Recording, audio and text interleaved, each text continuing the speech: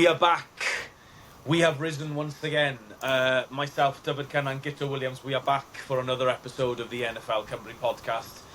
It's been almost 2 weeks, Guto. Where basically when we're popping on here just to say that we're not kind of slacking or we're not lazy or anything like that. We have been waiting for major developments to happen in the NFL because, if I'm honest with you, what is it? It's the 4th of June today.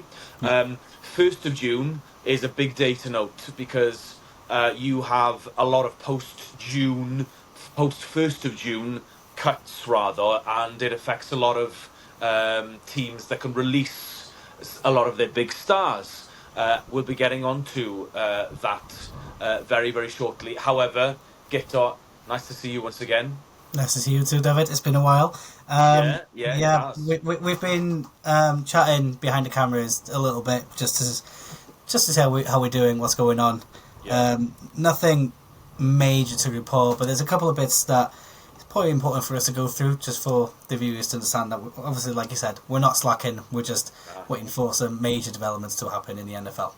Well, to be fair, we were chat like you said, we were chatting last week, and we were wondering, should we jump on, last week to kind of note a few things that had happened, a few trades or whatever, and we were like, no, we will wait until the 1st of June because I was guaranteed. I really, really thought that on 1st of June that we were going to get the big announcement of the Jalen Ramsey trade. I'd been all over. Even Jalen Ramsey had been putting on his X account. He did a countdown. He did 5 days, 4 days, 3 days, 2 days. So the 1st of June came on Sunday. Absolute silence. I think it's quite self-explanatory where he's going to be going. I think he's been dropping a few hints, and you've heard a lot of insiders like Rappaport, Schefter. I personally, I think that he's going to go back to the Rams. The big question is Guto. He's 30. He has a massive contract. I think the Dolphins, he was on the books for $21 million just for this season coming up. He had 2 years left on his contract. The Dolphins have already had to pay him $4 million as a roster bonus. That was back in April. So he's already received $4 million from the Dolphins. And basically, the teams that are interested, and apparently there are a lot of teams interested in Jalen Ramsey. Why wouldn't there be? Because he's a Hall of Famer, future Hall of Famer. Yeah. So they're playing hardball at the moment. They're saying, actually, we're not happy to take on the $21 million contract for this season and so on and so forth for the next 2 seasons. We want the Dolphins to pay half, 25%, 30% or whatever, in order to accommodate that, so they could potentially send a player, a mid-round draft pick, because I'd be shocked if you'd get more than a fourth, a 5th round pick, because we got him 2 years ago for a 3rd round pick from the Rams, and I thought that was an absolute steal. So he's 2 years older. Like I said, he's 30 now, been dealing with injuries for the first time really in his NFL career. But it's kind of strange. It's all gone really, really quiet in the Ramsey camp. Like I said, maybe kind of teams are hardballing the Dolphins at the moment. But the Dolphins just need to get him off the roster, don't you agree? Yeah, I think you've speaking for every Dolphins fan, you just want kind of the saga to be over with. He's been posting cryptic tweets about countdown, all this and that. He's been trolling us for the last couple of months. Exactly. So a lot of players seem to be doing that. They seem to be taking a lot of their time, with making decisions and stuff. But maybe they're just trying to take the piss as well at the same time. So this could go on for a number of weeks. We're looking at the Aaron Rodgers situation going on. Still nothing going on with Aaron Rodgers. No updates or anything. So, these things unfortunately takes time. And if you're, for the fans of the Dolphins and any other team, you just want it to get over the line so you can look forward to the season. Especially if you're working for the Dolphins, you just want your team to proceed to the next season without having that over your head. So, it's a strange situation, David. Coming back to Aaron Rodgers, actually, just quickly, the Steelers have been actually dealing, trading quite a lot. Obviously, they got DK in, and we thought, wow, what a wide receiver duo that was going to be with Pickens and DK. All of a sudden, Pickens has shifted over to the Cowboys, and now all of a sudden, the Cowboys have one of the best dual wide receivers in the league, CeeDee Lamb and Pickens, outside of maybe Chase and Higgins, potentially. They're definitely a top 5 wide receiver duo now. But like you said, we've still been waiting for Aaron Rodgers. However, let's be honest, I doubt that Aaron Rodgers will do any kind of, in terms of activities with the team, I doubt he'll want to do anything before training camp in July. So at the moment, all 32 NFL teams are in the middle of their OTAs, and I had to look this up, by the way, what this meant, because I took this for granted. I thought, it's OTAs, and I was like, what does that mean? It actually stands for Organised Team Activities. So basically, long story short, every single team in the NFL are allowed 10 OTAs, 10 days, in order to basically get their rookies in the building, start learning their new playbook, getting injured players in the facility to rehab and so forth. This is all in order to kind of like get one step ahead before training camp starts in July, and there will be a 3-week gap coming up at the end of June, I believe, in a couple of weeks, because OTAs go on this week and next week, and then there's the gap, and then finally in July we'll get going with training camp, pre-season, and then in September it's all go. So yeah, I've lost my trail of thoughts, but there we are. We've got OTAs, 10 days of OTAs, and the other thing that I was noting, Guitar, I said that Ramsey, I think, is going to go eventually will go back to LA with the Rams, where he used to be, and he won a Super Bowl with them. Yeah. The only other team that I've heard whispers of are your beloved Atlanta Falcons, because of the Raheem Morris connection. That's why. Yeah, Raheem Morris, I believe, was a defensive coordinator for the Rams, so I get where that relationship comes from. I'd take him. I wouldn't say I'd be quite happy with that, to be honest. He's a great player to have in your team, so he's a veteran. He can help a lot of the young guys we've got as well. So yeah, I wouldn't be against that. Contract situation, who knows? We'll see. But I won't be too surprised. Do the Falcons have cap space for him, Guitar? I won't be surprised if we don't. To be honest, we were quite top 5 lowest in the section, I believe. So, not sure unless we get rid of a player who's been rumored to be making an exit for the Falcons, is our tight end Kyle Pitts. He's the highest drafted tight end in draft history, I believe. We've drafted him at number 4, so he's not attended any of the OTAs due to a strained muscle on his foot. But there has been some noise that multiple teams have made trade inquiries for him. So, yeah, that's an interesting situation as well. Fans are 50-50, Falcons fans, they're 50-50 on Kyle Pitts. I'm a fan of it. I think he's very talented. I just don't think he's had that connection with the quarterback. Obviously, started off with Matt Ryan. Matt Ryan threw his first touchdown in London. I was actually at that game against the Jets in 2022. Cool. That was his first touchdown, so that was quite cool with Matt Ryan. And then obviously the quarterback, his name's gone to my head. He left. Was it Desmond Ridder? That's the one, Desmond Ridder.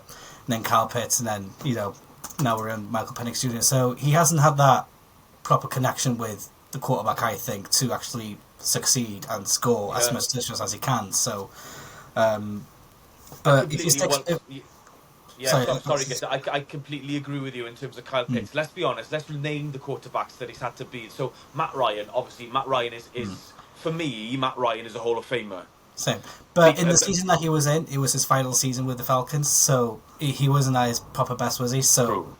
Very true. So he's had Matt Ryan. He's had Desmond Ridder, which was Yeah. It happens. It happens to every single NFL team. He's Yeah, had another one I forgot to mention. Taylor Pardon me to Heineke. interrupt. Heineke and Marcus Mariota as well. That's another one I Mariota is forgot to another mention. one. Yeah, That's very, very true. So he's yeah, on his fifth quarterback. yeah, yeah. So yeah, it's just finding that that true partnership. And it's the same with Jake London as well. Jake later he's improved every season that he's Yeah, been with us. So now that we've got Michael Penix Jr., a young quarterback, they've said he's the quarterback for the future. The yeah, next 3-4 years, if we keep Carl Pitts, if we keep Drake London, Bijan Robinson, he's gonna be a Falcon for a while. I think those three positions for us we're sorted. So yeah. The only yeah, thing, in terms of Kyle Pitts, I think he's in the last year of his rookie deal. I believe so. So Yeah, he's coming up this to is his fifth year.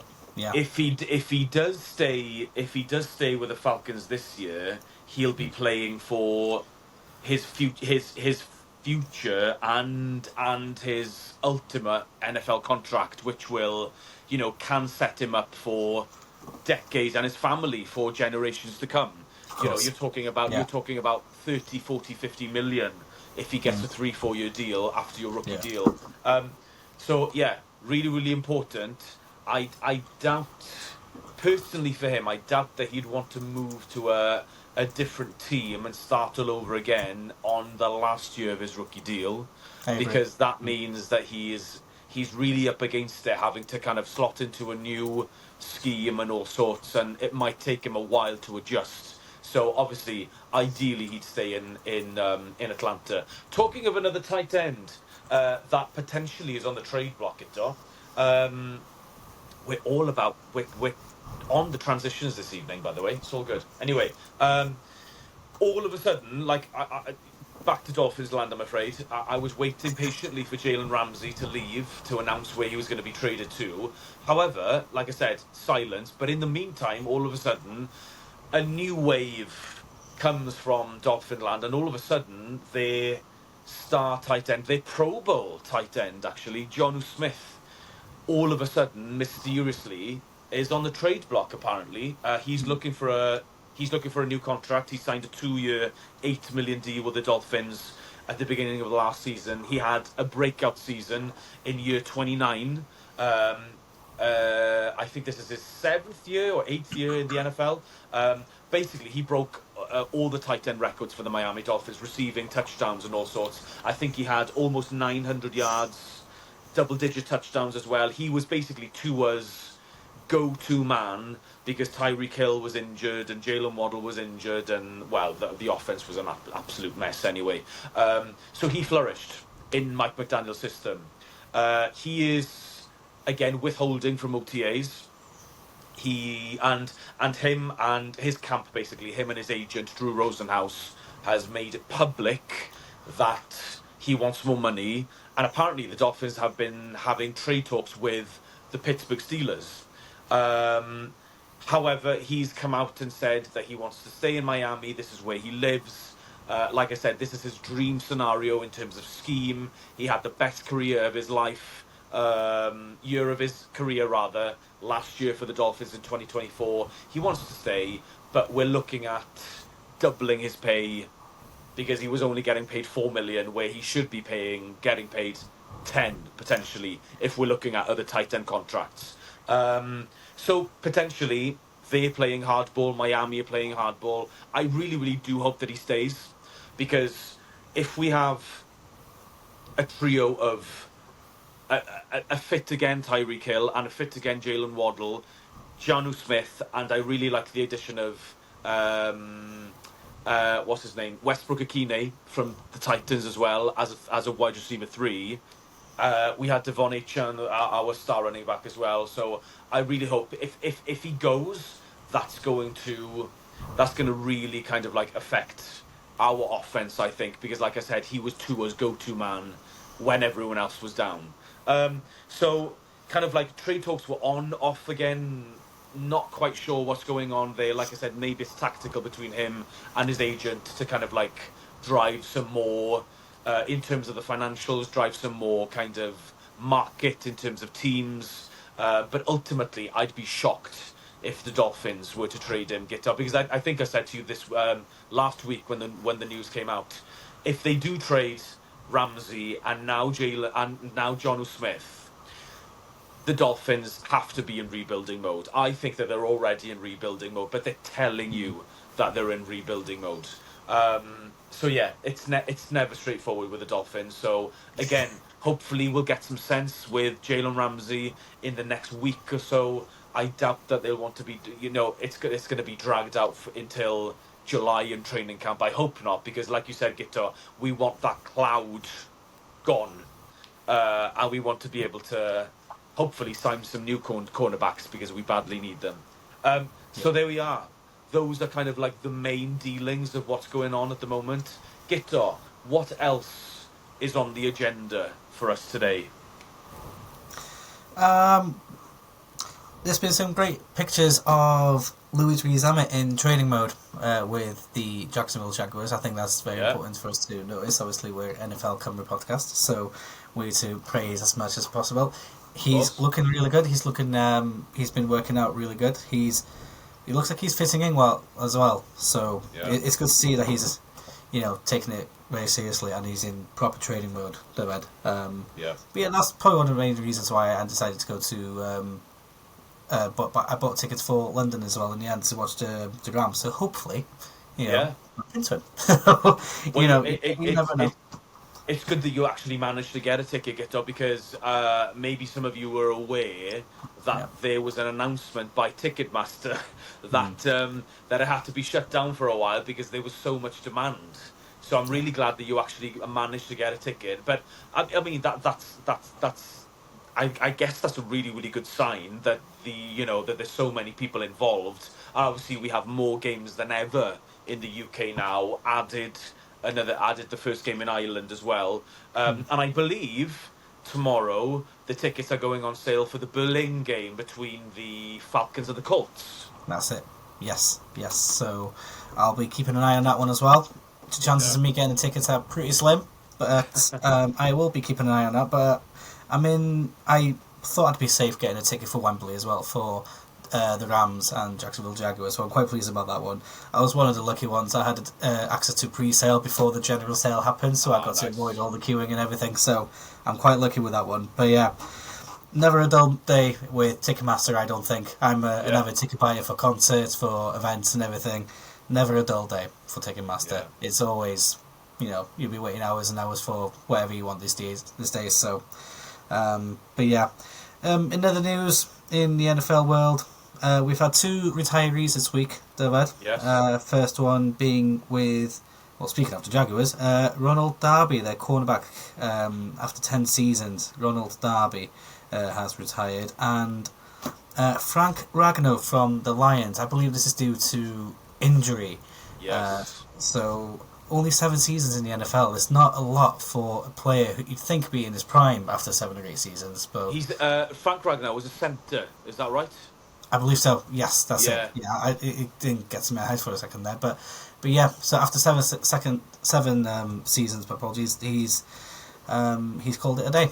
So yeah, it's a shame because, like you said, centres. Well, look at Jason Kelsey. He played until his late 30s, didn't he? Of course, so centres can have, like you said, over a 15-year career in the NFL, and they can earn a lot of money as well. So obviously, but yeah, it's always a shame when you hear any type of player retiring because of injury. But clearly, they've had 7 seasons. I'm sure he's, like I said, he's set up for life now, and hopefully he's done that for his next generation as well. Yeah, but like I said, it's obviously a no-brainer if it's going to affect the rest of your life. And your family's life, then 7 years is still a really, really good stint in the NFL as well. So yeah, all the best to both of them. Gito, there has been a trade. Bryce Huff going from the Eagles to the 49ers. Yes, Bryce Huff, defensive line, gone to the 49ers for a mid-round pick. So yeah, I think that's one of the main trades that we've had in the last couple of weeks, though. So yeah. Bryce Huff clearly wasn't happy. So he was signed by the Eagles last year after having a breakout year with the Jets the year previous, sorry, in 2023. Signed a big contract with the Eagles. But obviously they had so many studs on that D line. I mean, look at what happened in the Super Bowl. Yeah. And then all of them, the majority of them, have gone now, and they've kind of maximised on that. Milton Williams has gone, Josh Sweat has gone, and now Bryce Huff has gone. But yeah, that sounds a little bit tasty up there in San Francisco. I quite like Bryce Huff, actually. I think he's a good player. Obviously, you've got Bosa as well up there in San Francisco, so he's gonna bolster, like you said, their D line.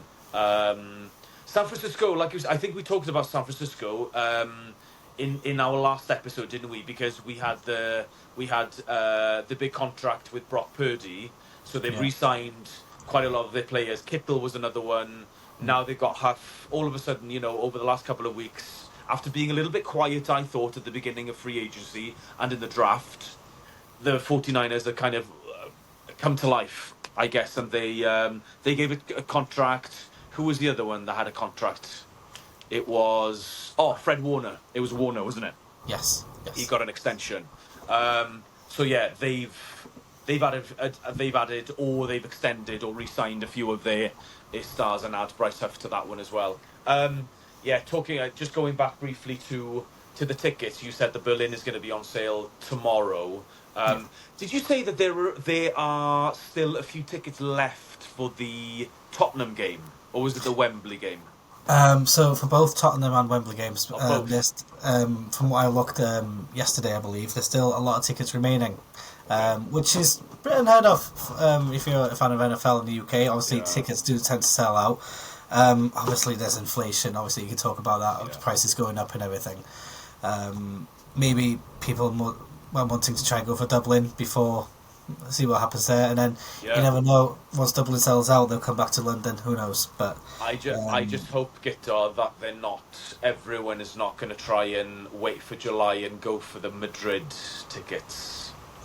yeah, Because, let's be honest, that's the game you want to if go I to. was an NFL fan, obviously you'd like to go to Tottenham or to Dublin, but you get a chance to go and see the Dolphins and the Commanders, Jaden Daniels in his second year, however, if he's going to have a sophomore slump or not, a team that reached the NFC conference game, and you're in the Santiago Bernabeu, which is potentially one of the best, the best soccer stadium in the world, 100,000 in attendance, and it's a brand new stadium as well. So I literally, on that day, I'm just going to have to put it's all in the hands of the gods, Guitar. And if I get a ticket, I will be absolutely, oh my gosh, that'll make my year. But yeah, I'm going to try my best. I didn't think that I would be able to get a ticket when we went to the Frankfurt game a year ago with my dad. And I was shocked that I managed to get a ticket for that because it was the Dolphins and the Chiefs. So this time round, clearly, if we follow what happened with Ticketmaster this time round, it might happen. You never know. It might happen tomorrow. The whole site might crash because there's so many people. Because I went over to Germany, and the German fans, the German NFL fans, are absolutely brilliant. They're fantastic. The only thing that's on my side, Guitar, before we finish, is I'm not sure if the NFL has reached the Spanish media that much. It has in the South American market. Obviously, it's been to Brazil, Yeah. and Mexico, but it hasn't been to Spain before. But yeah, like I said, with the stadium, the Dolphins have marketing license over in Spain as well. The Commanders are a really, really up and coming team. They've made some brilliant acquisitions. Deebo Samuel, they've got one of the best exciting young QBs in Jaden Daniels, like we've already said. So yeah, if you want to go and see Tyreek Hill play in real life, and yeah, just to kind of experience that. So I think I'm going to be up against it, but I'm gonna do my best when the time comes. You'll be in my thoughts, David. Thank you very much. Anything else before we leave you and eagerly we will wait either for whatever happens with Ramsey or Jonnu Smith or other breaking news to happen before the end of OTAs, like we said, next week, and then will be the dreaded 3 or 4 week wait between the end of OTAs and the beginning of training camp in mid to end July. But we've got something up our sleeves for that long period. I think we've already mentioned it. We're going to go through the divisions, aren't we? We're going to do our rankings. That one. Yeah, Yeah, we'll we'll definitely get onto that as well, and obviously we'll have some special guests coming back as well. Oh, talking of special guests, Guto, Mr. Johan Furnham, Mr. Philadelphia Eagles, has been very, very busy on his weekends with the mighty South Wales Warriors, who are 5-0 at the moment. And Johan has been getting a lot of reps. So I've heard he's been playing a lot of snaps as well. I don't think he's giving up a sack yet, not even a QB pressure, which is brilliant after being out for a whole season. Clearly they've got something special building there. So I've said many times on the pod and to Johan personally, I'm going to make it down before the end of the season. But I'm going to have to, especially if it's going to be an undefeated season for the South Wales Warriors. So they're already 5-0. I can't remember how many games that they play in the season. I think it's either 8 or 10. I'm not quite sure. But yeah, that's something very, very exciting to keep an eye on. It is. And obviously we wish them well for. I think they've got a game this weekend as well. So yeah, we wish them well. Yeah, we wish him well. Yeah, big ups to Johan. He's a big dude. He's got what it takes. I think he's been playing for a few years, I believe, hasn't he? So yeah, big ups to Johan. Yeah, and obviously all the best to the South Wales Warriors. I've been following them for quite a few years, so it's good to see them doing really well. 5-0, that's crazy. That's a lot of teams do that. So no, fair play to them. Yeah. Fair play to them. They're doing really well. And they've beaten teams that have been relegated from the first division as well. So clearly, they're a quality team. They've got something rolling there. So yeah.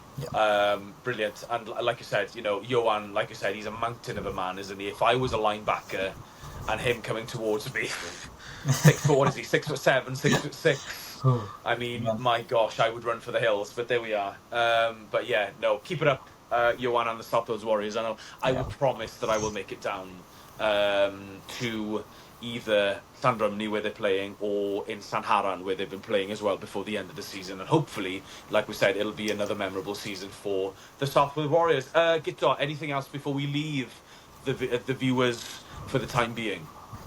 No, there's a little bit of news that's happened in the last couple of minutes that Chargers running back J.K. Dobbins has been visiting the Denver Broncos. That might be worth noting to end the episode right there. So that's all it is, just a little visit, just to say hello probably. Yes. Visiting some people, but we'll see how that story develops. We'll keep an eye on it and we'll post it on our socials. He's been I think he was a really good prospect coming out of the draft, but he had some catastrophic injuries whilst he was with the Ravens, didn't he? Yeah. Then he went to the Chargers. I'm trying to think who's the running back in Javonte Williams, I think, was the number 1 running back in Denver last year, and I believe they've signed someone else in free agency. His name escapes me right now. But anyway, he will probably he won't be a starter. He won't be a number 1. He'll probably I think J.K. Dobbins right now is probably a 3rd down back, because I think he's quite a big physical dude, isn't he? So yeah, we'll see. Well, like I said, Guto will keep you updated, and to be fair, he has been keeping you updated on the Instagram and X and so forth.